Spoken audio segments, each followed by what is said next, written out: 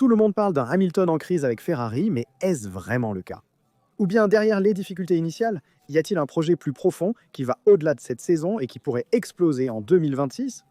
Dans la vidéo d'aujourd'hui, nous allons analyser les déclarations de Lewis Hamilton, nous allons également voir les déclarations de Juan Pablo Montoya, et nous allons voir comment Leclerc peut faire la différence. En Autriche, le comportement technique des pneus arrière ainsi que les attentes de Toto Wolff concernant Mercedes en Autriche. Avant de commencer, je vous recommande de laisser un like pour soutenir les vidéos ici sur la chaîne. Et maintenant, commençons tout de suite. Lewis Hamilton est entré dans le monde de Ferrari sur la pointe des pieds, mais avec un poids spécifique énorme. 7 éditeurs mondiaux, une carrière construite sur des méthodes et des structures complètement différentes de celles de Maranello. Après 12 ans chez Mercedes et auparavant chez McLaren, Lewis se retrouve dans un nouvel environnement, avec une culture, une approche et même un rythme de travail différent. Et ça, quiconque connaît un minimum la Formule 1 sait que cela ne peut pas fonctionner immédiatement. Mais attention, ceci n'est pas le récit d'un échec, c'est le récit d'une adaptation. Hamilton, comme il l'a dit à plusieurs reprises, est arrivé chez Ferrari avec l'intention de faire la différence. Mais emmener avec soi toute une philosophie comme celle du style Mercedes, basée sur l'efficacité, des simulations avancées et une structure pyramidale, ce n'est pas simple. Et le premier obstacle a justement été de faire dialoguer deux mondes complètement différents. Toto Wolff l'a dit clairement, Lewis est un garçon britannique plongé dans une réalité totalement nouvelle. En effet, il n'a pas tort. Maranello n'est pas braclé. Chez Ferrari, il y a encore une âme plus artisanale, plus instinctive et moins standardisée. Et pourtant, c'est justement de ce choc culturel que naissent les premiers signes de croissance. C'est là qu'arrive le point crucial, car Hamilton n'est pas seulement un pilote qu'on met dans la voiture, et c'est tout. Lui, c'est quelqu'un qui parle, analyse, propose. Il l'a fait chez Mercedes, il l'a fait aussi à Imola, il l'a fait devant les caméras, en demandant ouvertement « Devons-nous déjà penser à 2026 ?» La vraie question est, Ferrari l'écoute-t-elle vraiment? La réponse, d'après ce que nous savons, est en partie. Certaines suggestions, comme la méthode de travail entre le simulateur et la piste, ont été acceptées. D'autres non, mais pas par mauvaise foi. Tout simplement, Ferrari a sa propre façon de faire. Et changer de cap demande du temps et de la confiance. Exactement comme cela s'est passé à l'époque de Schumacher et Todd Hue. Il leur a fallu 5 ans avant de retrouver le succès. Un autre point intéressant est la comparaison avec Leclerc-Charles, qui a grandi dans la souffrance technique de Ferrari. Pour lui, il est normal de se battre pour le podium, mais pas pour le titre. Pour Lewis, non, et cela a un énorme impact sur la façon dont les deux vivent le développement de la voiture. Leclerc est habitué à gérer, Hamilton veut renverser la situation, et justement cela, si c'est bien géré, pourrait devenir une arme fatale pour Ferrari. Ceux qui pensaient que Hamilton allait transformer Ferrari d'un coup de baguette magique se trompaient. Ça ne marche pas comme ça, il le savait aussi. Mais attention, cela ne veut pas dire que sa contribution soit inutile. Au contraire, certains des changements dans les processus internes, dans la gestion des retours, et même dans la mentalité de l'équipe, portent déjà sa marque.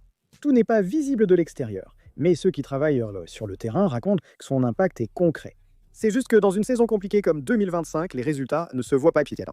Pas Donc non, il n'existe pas de cas Hamilton. Il existe une Ferrari qui, après des années de tentatives, essaie de faire un pas culturel supplémentaire qui, jusqu'à présent, l'a toujours freiné. Et peut-être qu'en 2026, Hamilton pourrait être l'homme qu'il faut au bon moment. Et le Grand Prix d'Autriche pourrait être le tournant de la saison de Ferrari cette année. En effet, après des mois de poursuites, de frustrations et de promesses non tenues, à Maranello, on joue le tout pour le tout. Mais le seul véritable atout sur lequel ils peuvent ensuite compter s'appelle Charles Leclerc. Et ce n'est pas la première fois que c'est à lui de sauver la baraque. Le Red Bull Ring est un territoire ennemi. C'est un circuit court, très rapide, et surtout il appartient à l'équipe qui a été championne du monde pendant des années. Mais paradoxalement, c'est aussi l'un des rares circuits où Leclerc a toujours fait la différence, même quand la voiture était un désastre. On se souvient en 2019 du rude corps à corps avec Verstappen, en 2020 d'une deuxième place avec la désastreuse Scuderia Ferrari, 1000, et en 2022 de la plus belle victoire de sa carrière. 3 dépassements sur Max, tous en piste. C'est quelque chose qu'aucun autre pilote, même Hamilton, n'a réussi à faire dans ce fief autrichien. Et pourtant, aujourd'hui, la situation est compliquée. Le projet Scuderia Ferrari 25 ne fonctionne pas et les mises à jour arrivent en retard. Et non pas parce qu'ils ont été longuement étudiés, mais parce qu'on a désespérément essayé de corriger un mauvais réglage dès le début. Le nouveau fond, attendu en Autriche, ne fera pas de miracle. Il sert seulement à limiter les dégâts. La vérité que peu de gens chez Ferrari admettent devant les micros est simple. Cette voiture ne peut pas se battre pour la victoire. Et la comparaison avec McLaren, Red Bull et même Mercedes est devenue insoutenable. Il ne reste donc plus qu'à s'accrocher au talent de Charles, qui est l'un des rares à réussir à faire la différence même quand la voiture ne le soutient pas. Non seulement il est rapide, il est précis au freinage, courageux dans les dépassements et féroce dans les duels. On peut dire que l'Autriche est son terrain de chasse. Et à un moment où Ferrari n'a plus d'excuses, le seul qui peut inventer quelque chose, c'est lui. Parce que le Red Bull Ring est aussi un circuit où tu peux construire ton résultat si tu as du cran. Et il faut être objectif, un circuit où tu peux vraiment faire la différence, c'est sûrement l'Autriche, où il y a beaucoup de points de dépassement. Et où Ferrari peut espérer, avec le nouveau fond plat, limiter les dégâts et essayer d'être la deuxième force derrière McLaren. Et si on veut, celui qui a le meilleur feeling avec l'arrière peut avoir un avantage en Autriche. C'est pourquoi Charles Leclerc peut être favori pour se battre pour le podium, même plus que Lewis Hamilton au sein de Ferrari. Mais nous devons aussi parler des déclarations de Juan Pablo Montoya, qui s'est exprimé sur la situation de Norris. Montoya ne mâche pas ses mots, Norris doit soit se racheter, soit sombrer. L'Autriche ne sera pas seulement un autre Grand Prix, pour certains pilotes, ce sera un carrefour psychologique. Et si d'un côté Verstappen rentre à la maison pour reprendre sa course, de l'autre, Lando Norris risque de payer un prix très élevé, mentalement plus que sportivement. Il y a un an, justement ici en Autriche, Norris et Verstappen ont fini par entrer en collision. Une manœuvre dure entre deux anciens amis devenus de vrais rivaux. Résultat, Lando dehors et Verstappen a été épargné. Et c'est pour cela qu'il y a eu la victoire de Russell. Depuis, leur relation s'est détériorée. Et maintenant, Norris revient sur l'un de ses circuits avec le poids d'un Canada désastreux sur les épaules. Une fin de course qui a laissé des traces.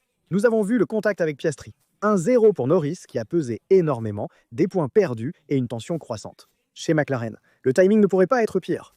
Et Montoya ne mâche pas ses mots. Selon lui, Norris est à un carrefour. S'il ne se reprend pas entre l'Autriche et Silverstone, McLaren risque de le perdre mentalement. Et ce sont des mots lourds, mais réalistes, car Lando n'est plus un débutant, il est un leader désigné, mais pour l'être vraiment, il doit supporter la pression.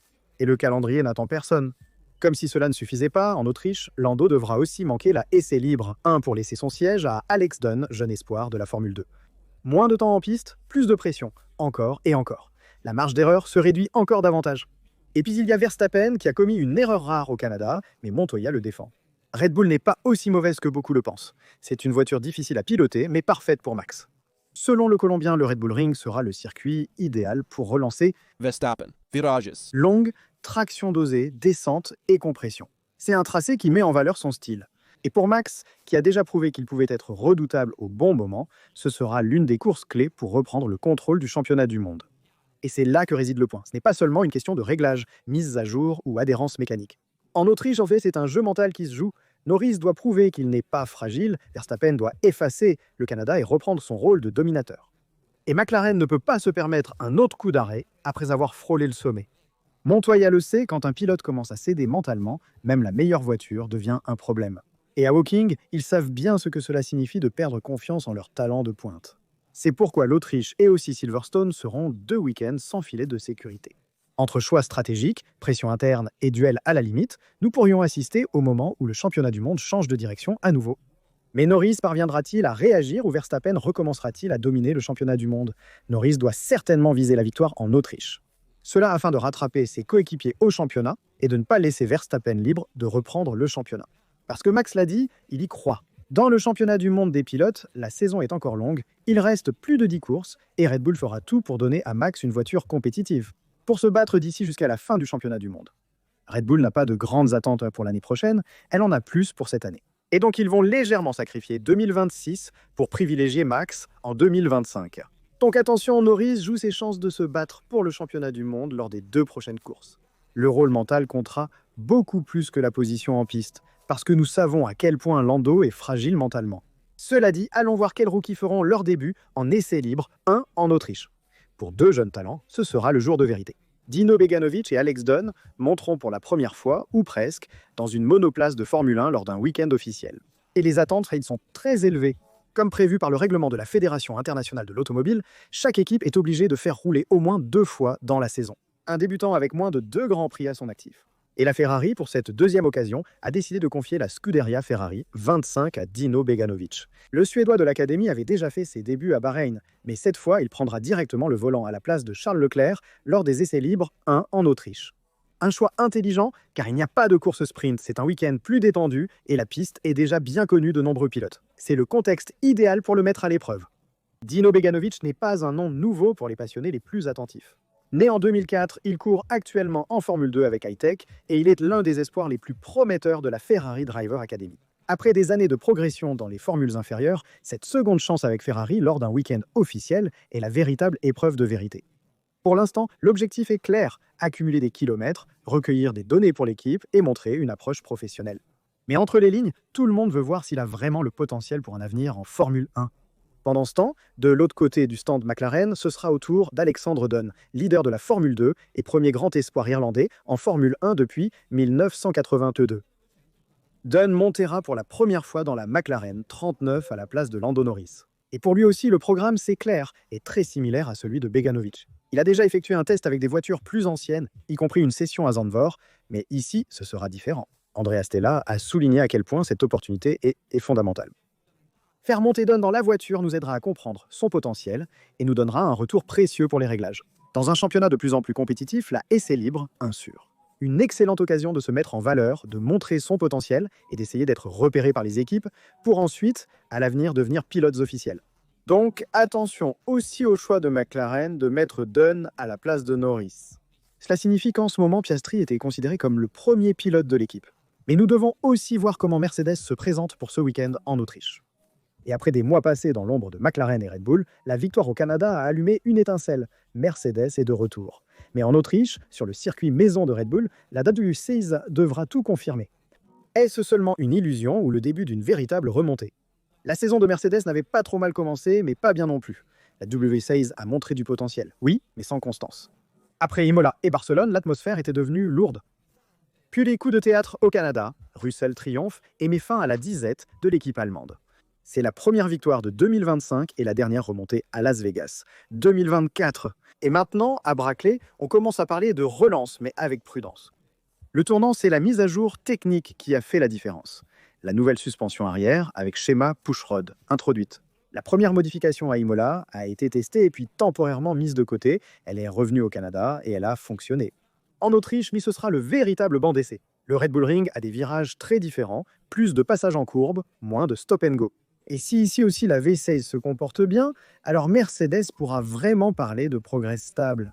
Dato Wolff, comme toujours, garde un profil bas. Nous ne pouvons pas nous attendre au niveau de Montréal chaque week-end, a-t-il dit.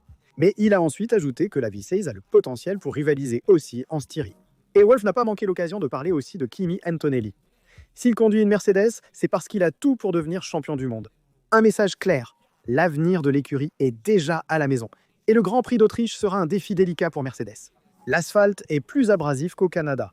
Les virages sollicitent les pneus différemment et la gestion de la température sera cruciale. McLaren part devant, Red Bull veut sa revanche et Ferrari est un peu une inconnue. Mais la dynamique est du côté de Brackley. L'objectif est clair, saisir chaque occasion pour confirmer que le Canada n'a pas été un feu de paille.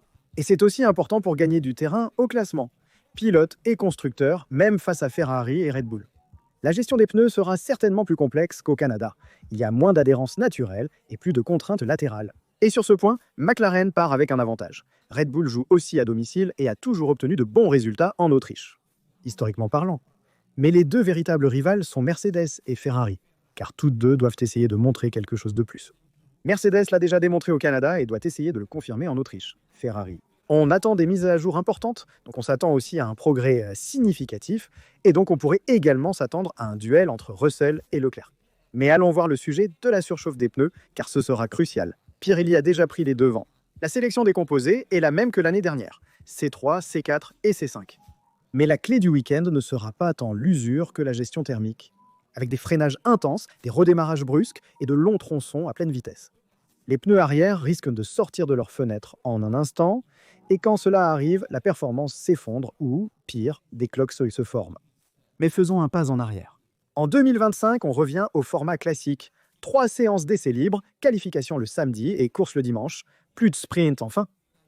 Et c'est là que le premier piège arrive. Le Red Bull Ring n'est pas particulièrement abrasif, mais l'asphalte est vieux et rugueux et il génère beaucoup de chaleur. Pour aggraver les choses, il y a le tracé. Peu de virages, mais beaucoup de puissance demandée à la sortie. Le résultat? Un vrai supplice pour l'essieu arrière. Pirelli est clair. En Autriche, la dégradation est principalement thermique. Il n'y a pas de grande force latérale, mais ce sont les températures internes du pneu qui dominent. L'objectif des équipes sera de maintenir les pneus dans la fenêtre optimale d'utilisation. Facile à dire, très difficile à faire. Lorsque le pneu surchauffe trop, il peut développer une porosité en surface. Cela conduit au fameux blistering, de petites bulles d'air ou de vapeur qui se forment entre la bande de roulement et la carcasse, séparant les couches du pneu. Le résultat, des cratères, des trous et une perte nette d'adhérence. On sait que le blister ne pardonne pas. L'année dernière, la course a été l'une des plus linéaires. Stratégiquement parlant, tous les pilotes sont partis en pneus médium, sauf Joe qui a opté pour les pneus durs et partait de la voie des stands. La plupart ont choisi de faire 2 arrêts, tandis que certains ont tenté 3 ou plus de passages par les stands. Comme Verstappen, pas éclair, il l'a fait pour des situations spécifiques, pas pour une stratégie planifiée, Verstappen. À la fin, il a chaussé les pneus tendres pour s'emparer du meilleur tour, ce qu'il a réussi, tandis que Ricciardo a parcouru pas moins de 34 tours avec les pneus durs. Un fait qui montre que la gestion thermique, plus que l'usure pure, est le véritable facteur limitant. 10 virages moins d'1 minute pour boucler un tour en qualification. Le Red Bull Ring est le circuit le plus court en termes de temps au tour, et le deuxième après Spa pour le dénivelé. Il y a 3 zones de drag réduction système, le tracé offre toujours beaucoup de dépassements et des batailles passionnantes. Le premier secteur est entièrement en montée, le deuxième en descente et le troisième est technique à haute vitesse. La variabilité météorologique typique de la Styrie ajoute une imprévisibilité supplémentaire. Même avec 30 degrés sur l'asphalte, il suffit d'un nuage pour que tout change. Et soyons clairs, le composé C6, qui devait être la révolution de 2025, a généré plus de doutes que de certitudes. Cela devait être une option extrême pour les équipes, pour apporter plus d'agressivité, plus de stratégie et aussi plus de spectacle. Et pourtant, Pirelli a confirmé que pour 2026, elle sera modifiée car c'est un pneu conçu pour des circuits peu exigeants comme Monaco. Mais la C6 apportée au Canada et aussi à Imola n'a pas donné les résultats espérés. Au contraire, nous avons vu plus d'équipes réaliser leur temps avec des pneus médiums. C'est-à-dire la C5 plutôt que d'utiliser une C6 qu'il faut trop gérer lors du tour de qualification, alors que la gestion n'est pas ce que l'on souhaite à ce moment-là. Et Mario Isola a admis que la C6 a un pic de grippe plus élevé, mais la C5 offre plus de confiance et de constance. Une révision est nécessaire, ils veulent au moins une demi-seconde de différence entre la C6 et la C5. Toute dernière chose pour 2026, on parle de Bottas et de Pérez chez Cadillac. Même si chez Cadillac, ils chercheront un pilote plus jeune et un avec de l'expérience. Pour l'expérience, ce sera l'un entre Bottas et Pérez. L'autre pourrait aussi être Drugovich.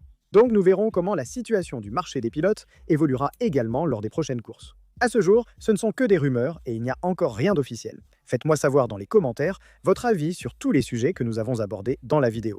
Qui voyez-vous favori en Autriche? Comme toujours, je vous rappelle de laisser un like, de vous abonner et d'activer les notifications pour ne manquer aucune vidéo. Je vous laisse d'autres vidéos liées. Ici Rassa d'Auto, on se retrouve dans une prochaine vidéo.